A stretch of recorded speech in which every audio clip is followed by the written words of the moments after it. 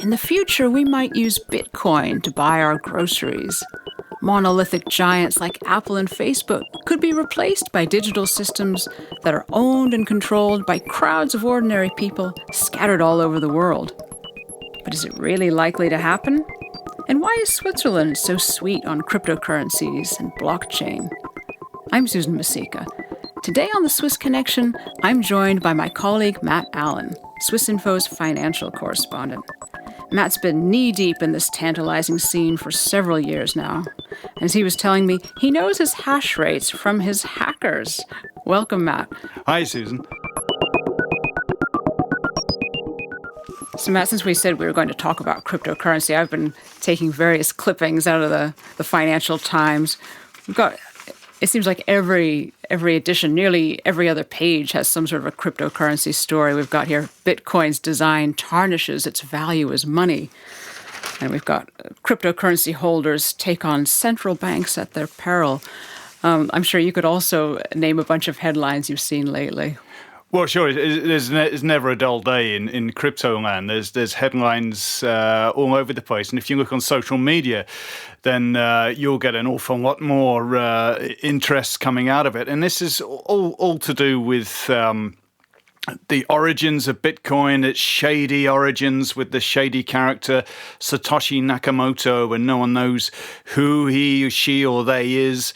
The very fact that it was born as a sort of rebellious spirit to replace the nasty banks and the controlling central banks and free us all from the tyranny of the financial sector.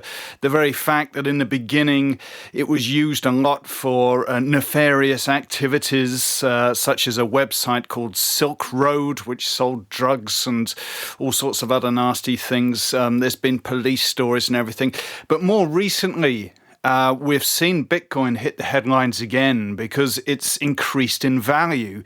The amount of money, dollars you can extract out of Bitcoin by selling it has just risen enormously over the last year or so. I mean, at the beginning of 2020, a Bitcoin would have cost you about $5,000, and then roll on to April this year, and it was up to 60,000. And then all of a sudden it fell off a cliff and was now worth about 30,000. So people are getting into Bitcoin for speculation. It's a bit of casino investing. These are just normal people off the streets who think they can make a fortune, and it captures the public imagination. All these things put together make Bitcoin great news. And speaking of news, I was reading recently, it's not just private people who want to get in on it, but nations. El Salvador is thinking of adopting cryptocurrency as a national currency, right? It's true, yes. El Salvador wants to make Bitcoin its national currency, which means that all the shops and merchants must accept it. Now, this is because a lot of people from El Salvador live and work abroad, and they send remittances back home to their families. And that's quite a tricky thing to do with the financial system at the moment. It costs a lot of money, takes a lot of time. Now, Bitcoin, because it's borderless, it knows no national borders. It's not owned by any country. It just lives in the cybersphere. It can be transmitted from one person to another, pretty much like sending an SMS. And so it's seen as a really useful thing for countries like El Salvador. And I hear, incidentally, that Paraguay is also thinking of going down this route. But it's not as cut and dried as that. Again, Bitcoin divides opinion all the time, and countries like China and India are trying to crack down on cryptocurrencies. Switzerland takes a sort of a middle neutral path, if you like. It's quite happy for Bitcoin to be around as long as it behaves itself. Well, and not only that, I mean, lately the legislators have actually gone out of their way to pave the way to make it easier for cryptocurrency and the technology it needs to work, right? Yeah, this is because we're not just talking about Bitcoin. If it was just Bitcoin, we're talking about the parliaments across the road here wouldn't have bothered passing national laws to reform the company laws, the financial laws in pretty much record time. last year, and they're coming into effect as we speak. But it's because Bitcoin is part of a bigger picture. The technology that underpins, that powers Bitcoin is called blockchain. It's a computer system, really, nothing more than a computer, a digital bookkeeping system. It simply tells us which assets belong to which people at any particular time. But it does so in a way that allows the network of users to collaborate amongst each other to validate all the transactions and update the books by themselves. So the network owns the blockchain, and it maintains the blockchain, and it controls the blockchain, rather than relying on banks and lawyers and accountants and all the other people who hold things up and charge you money. And it also gives you more direct control over your assets. Now, this opens up the path for many business opportunities. Anytime a group of people have a mutual interest in the same data, and every time that group of people has no reason to trust one another because they don't know each other, they're spread all over the world, you put those two things together, then the blockchain design solves that problem and allows people to get together and mutually control the system and control the data without all the roadblocks of waiting for outside referees and auditors to do it for them. Now, that opens up opportunities in areas like logistics, in voting, perhaps even charity work, NGOs. And so this is why the Swiss government and the Swiss parliament has been very keen to help blockchain get established in Switzerland. Switzerland has been a pioneer in setting new laws and new frameworks to allow this new sort of business opportunities to emerge. But going back to the really fluctuating value of Bitcoin, I mean, how practical is this currency going to be for the average person? I suppose you probably have to talk to somebody who's not the average person, but rather someone who's a real enthusiast, right? Well, the wild price increases and dips in Bitcoin obviously make it unrealistic at the moment to use as a currency. You never know how many goods you can buy or how much your money's going to be worth at any particular time. But it's more than just that. It's a concept, a philosophy of freedom. And the early adopters, the real enthusiasts, they call themselves Bitcoin maximalists because they really believe in the technology freeing society. One of these people in Switzerland was a guy called Alexis Roussel, and he got into it really, really early, and he even founded a company in Switzerland called Bitty, which helps people buy cryptocurrency. And so I spoke to him about what Bitcoin means to him. Basically, for me, Bitcoin represents everything we cherish as a free digital human being. So it gives a glimpse of a society where we can have a digital society which is made out of free human beings. Until now, people have gone into a common understanding that, without Google, Apple, Microsoft, or Facebook, whatever, you can't do much. Basically, you're sold to them, and that's it. But there is an alternative, and now the alternative is a real economy where you can build businesses and you can make money and maybe even redefine how identities are working. Well, now today there are thousands of people making a living in the Swiss blockchain sector. We've got over 5,000 people who are working for nearly 1,000 companies that are based both in Switzerland and neighboring Liechtenstein. So it all started in about 2013 with the creation of Crypto Valley. But in about 2017, the price of Bitcoin exploded.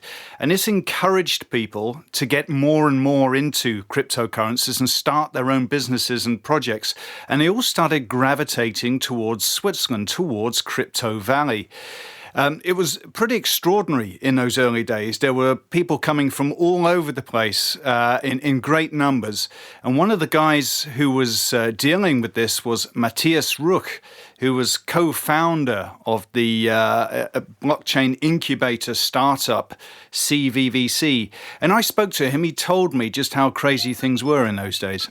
Over the course of time into 2017, we had some 200 requests per week of projects from all over the world that want to set up shop, get funding, get advice, need connections to lawyers and everything. What was really exciting is the creativity that you could see, the entrepreneurial mindset of the people coming to Switzerland. Everything was possible. It was very global. People were building new worlds, were reinventing the financial system. At least that was what they were promising.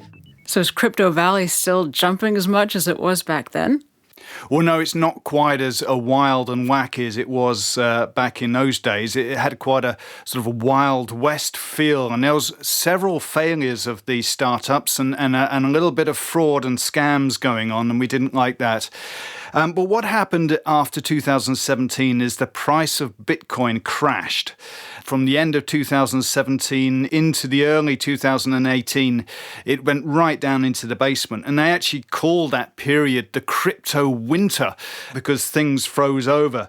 But that hasn't seen the death of Crypto Valley, not at all. In fact, it's still growing. But these days, with less sort of crazy projects, less projects that are doomed to fail. And it's a little bit more sustainable at the moment. After the crypto winter, different kind of projects came into the space, also to Switzerland. You know, that was also the time when the nowadays regulated players in Switzerland, you know, were created, were founded, took off, were more sustainable. Regulations kicked in globally, which made the space much more resilient. So now we see an example of how Bitcoin has moved from its shady days of the past to being something that's attracting the attention of national governments and regulators. I don't think that you can actually stop the idea of blockchain or even Bitcoin, the idea of decentralization, of democratizing access to the financial world in the end. I think this is a big movement, but of course it's also a threat to existing legacy system. And these systems are very powerful. And I think we are in a transition period where we're trying to find out where's the place for each of these systems. I think both worlds are trying to find their places. Well, the way he puts it, it sounds like there's no going back. And it shows how cryptocurrency has evolved in just over a decade. And I don't just mean from a tech perspective, but also from a reputational one, because initially it had a pretty shady connotation. Well, of course, wherever there's money, wherever there's assets, there's going to be crime. You can't get away from it. And at the moment, Bitcoin seems to be the asset of choice for ransomware attackers who shut down huge companies like Kaseya and Colonial Pipeline and then demand Bitcoin as a ransom payment. Well, I chat about this quite a lot with a guy called Markus Mekler, who's a crypto crime specialist at Canton Zurich Police, and he investigates all sorts of crypto crime. The most perfect asset, I would say, for criminals is still cash. Cash is still king. It's the most anonymous one. Bitcoin is a lot more traceable, of course, than cash. If you're dealing with cash, you have to usually take the cash across the border. And with Bitcoin, that's easy because there are no borders. I mean, as soon as you have Bitcoins in your wallet, the Bitcoins are basically everywhere where you can have an internet access and send transactions out. So it's harder to launder, but it's easier to get to the places where you want them to be laundered. But at one point, a criminal may wish to cash that Bitcoin out into Swiss francs or whatever currency they need. Is this another sort of weak point in the sort of criminal system for those using cryptocurrencies? You can buy stuff with Bitcoin. but it's hard to live off Bitcoin at the moment, and especially if you want to live the big life. So as you said, there will be a point, at least at the moment, where they have to cash out into traditional fiat money like US dollars or Swiss francs.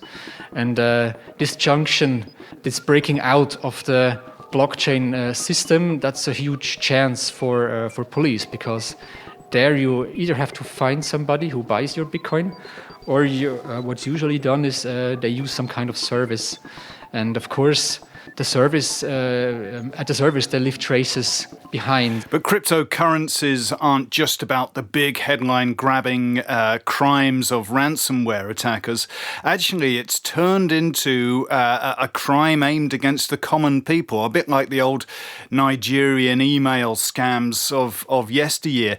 And lots of ordinary people on the street are now being hit by scammers. And Markus Mäkler told me a few examples of how this works. They want to make it seem special to you. So like you have been selected or something like that, or you're lucky to be, for example, they phone you and then they say, oh, I wanted to reach somebody else basically, but now that I have you on the phone, maybe I can talk to you about this and that, and then make the people feel special. If the people do not realize that it's all fake. And then they start off small, like you give me 200 Swiss francs or 300 Swiss francs or 500 Swiss francs, and then they start to invest. They get big returns. They can also withdraw funds in the beginning.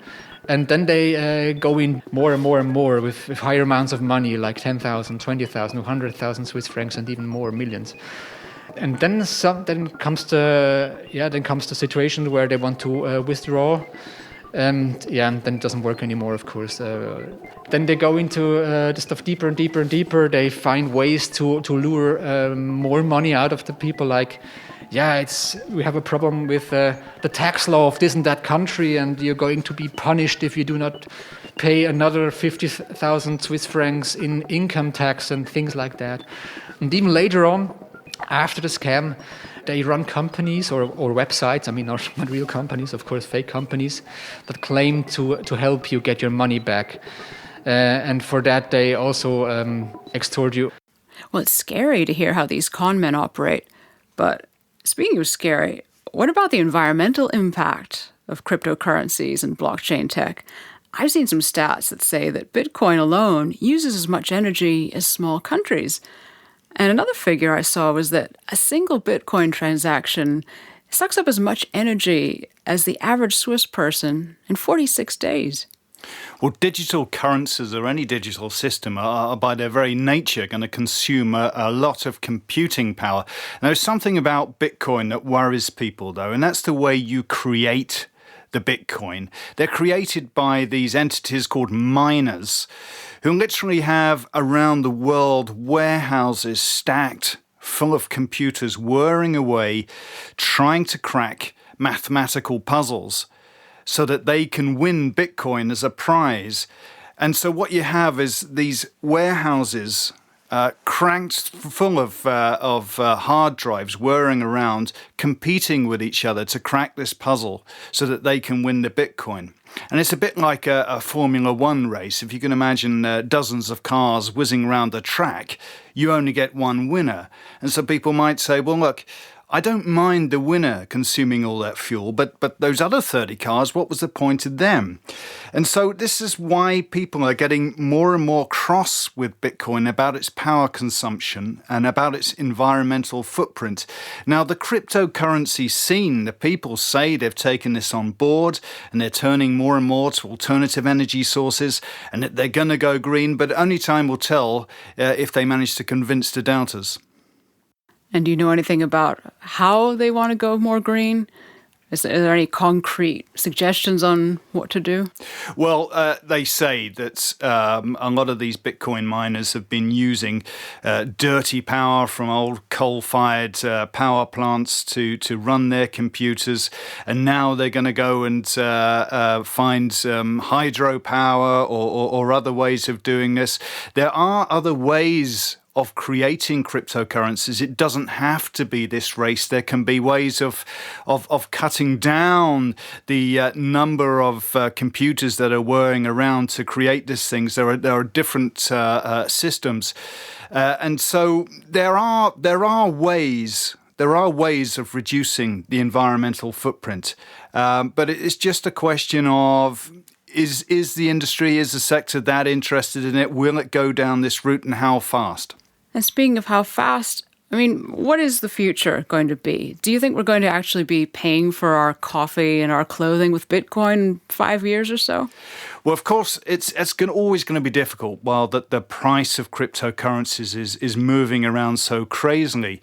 But there are shops and merchants that do accept Bitcoin. In Switzerland, for example, the largest online retailer, Digitec Galaxus, accepts Bitcoin as payments. There are cantons like Canton Zug that will accept cryptocurrencies as tax payments. But I think what the most promising area is at the moment is not the currency, is not using cryptocurrencies as money, but it's all the other use cases that can come out of blockchain. And it can streamline functions, it can make transactions easier, it can make them cheaper. And it's even convinced the likes of the Swiss Stock Exchange to create a whole new stock exchange that deals with digital assets only. And so I think we could be on the verge of different business cases, different uses. But cryptocurrencies as money, well, it's possible, but I wouldn't see it happening for a few years yet. But Bitcoin enthusiast Alexis Roussel, who we heard earlier had created the Bitty cryptocurrency trading platform, certainly disagrees with me. And at one point, what will happen is exactly with the same thing that happened with cell phones or the internet, is we will just wake up in a few years and we will find out that the inversion of the infrastructure, meaning that every service, every financial service that we are using are basically built on top of Bitcoin somehow. That will just happen. We will just realize that, and we won't recognize like how we came there. No, it's the same in the year 2000 or 2005, let's say. Suddenly we woke up and everyone had the smartphone. Where did it came from, and actually there was a whole adoption phase which was using the network effect, and once the network effect kicks in, then it's so rapid that you don't realize it. Oh, well, it's a lot of twists and turns in this whole cryptocurrency blockchain scene. How are we going to keep up with this? Well, I certainly don't blame people for getting confused. It's hardly a day goes by without something crazy happening. But it just so happens that I keep up with all this, and I write a newsletter every 2 weeks which explains what's going on in the Bitcoin and the cryptocurrency and the blockchain scene. And it also takes a wider look at the whole area of financial technology and where we're going in the future with that. Sounds good, Matt. Yeah, and if you're listening to this podcast, I encourage you to go to swissinfo.ch where you can sign up for Matt's newsletter, and it is free. Thanks a lot for joining us, Matt. It's a pleasure.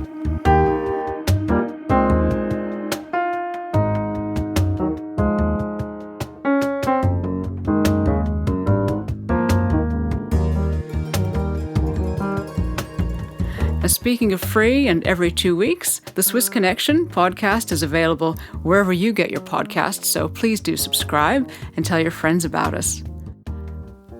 The Swiss Connection is a Swiss Info production. Our music, both the theme music and the cryptocurrency-themed music you heard this week, is by Michele Andina. And in the mixing booth every week with us is Danny Wehler, our studio technician. Signing off for all of us here, I'm Susan Misicka.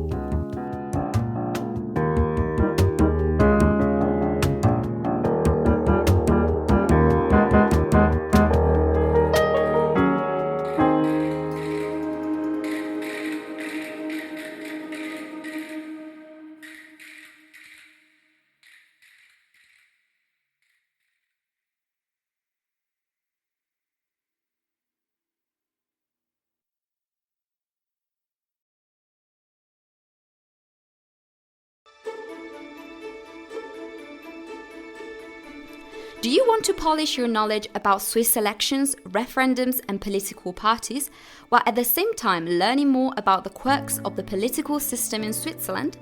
If that's the case, our newsletter course is just what you need. Each week for a month, we'll send you a free installment explaining the most important details of how Swiss democracy works. Our course teaches you who is eligible to vote in Switzerland, what the different parties stand for, how election and popular vote results are implemented, and what distinguishes Swiss democracy from other political systems. Our crash course is interactive, like democracy itself. Your questions will be answered on an FAQ page, and you can debate with other users and share your inputs and opinions. We will also provide links to multimedia articles and videos to help you better understand the Swiss democratic system. Please join us and sign up for the free Democracy Crash Course newsletter at www.swissinfo.ch/democracy. That's www.swissinfo.ch/democracy.